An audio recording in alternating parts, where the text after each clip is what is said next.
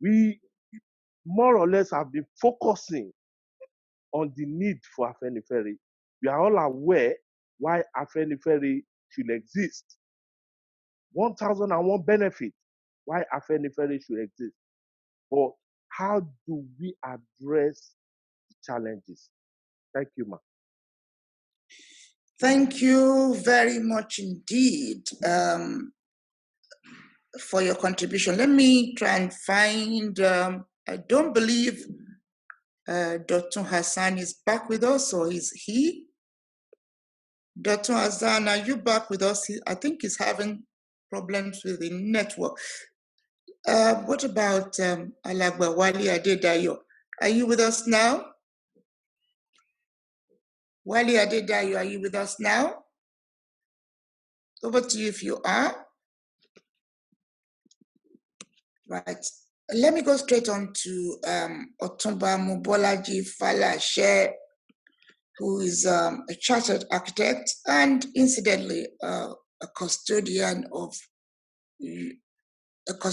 general of Yoruba Council of Elders, Europe and America. Over to you. You have 10 minutes to share your thoughts.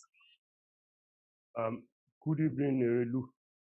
I appreciate you always, and I greet our father in the house, Father Banjo Agbanya Dalesa. Sorry, I had to say that in Yoruba. No problems. That's fine. I don't usually break rules.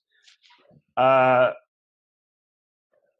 lot of people have actually spoken today about pre-1960.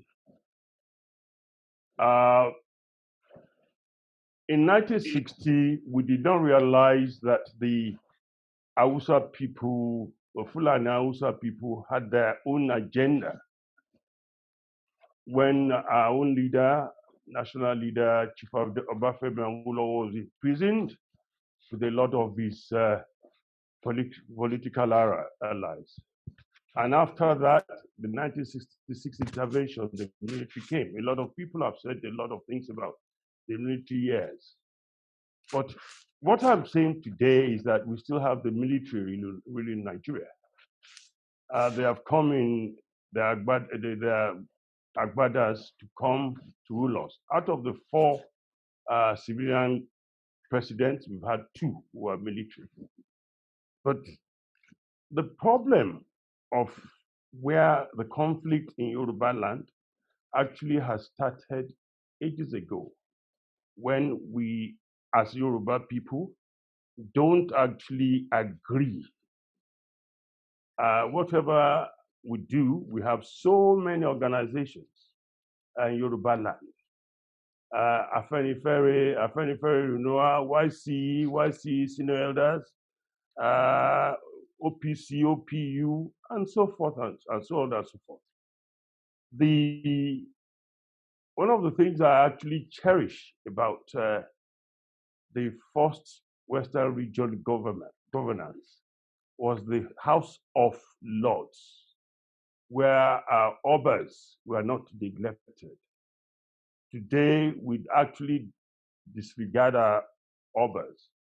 In one of the conferences we've held, somebody suggested, but perhaps if we don't have regard for obas anymore, perhaps Yoruba people can have a supreme council of Yoruba people.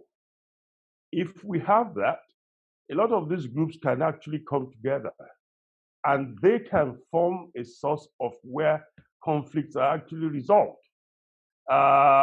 We are talking about sovereignty. Yes, we can. But the way we Yorubas are behaving now, I think it's best for us to see that what we lack is leadership. Leadership is what is not in Yoruba land anymore. In the time of Papa Awolowo, Papa Abraham Adesoya, and so forth, we younger ones are not listening to the elders. And some of the ones who are younger than us are not listening to us. What we lack is the respect for tradition and our leaders. People have their own political motives and people are selfish in terms of what they want, perhaps, is position in government. For us, Yoruba, I think what we need is our own sovereignty.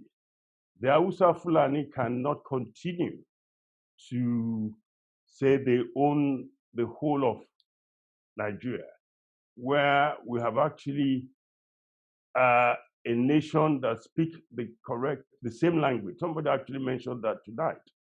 And I believe, I think one of the speakers also tonight mentioned about economic growth. I believe, you know, and I really know my passion about how we can actually help each other economically. If we help ourselves economically, we can actually grow a nation. Someone mentioned the Chinese today. The Chinese in diaspora helped to build China. The Indians in diaspora helped to actually build India at the moment. And you can see the economy of the Indians in United Kingdom alone. They virtually have taken over not only in professions, their children are actually well educated, although their parents were selling us goods. But what we need is a good economic power to be able to resource our nation, the Yoruba nation, where we get independence.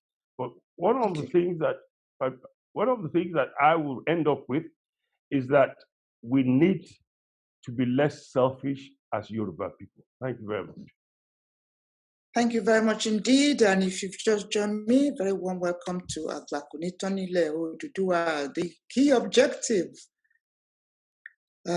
reducing misunderstandings, finding effective ways to resolve conflicts in order for us to have community cohesion.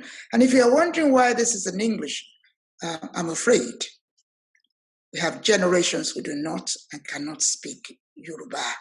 And when they see this recording in the future, it's very important they're able to take one or two items and put it to good use.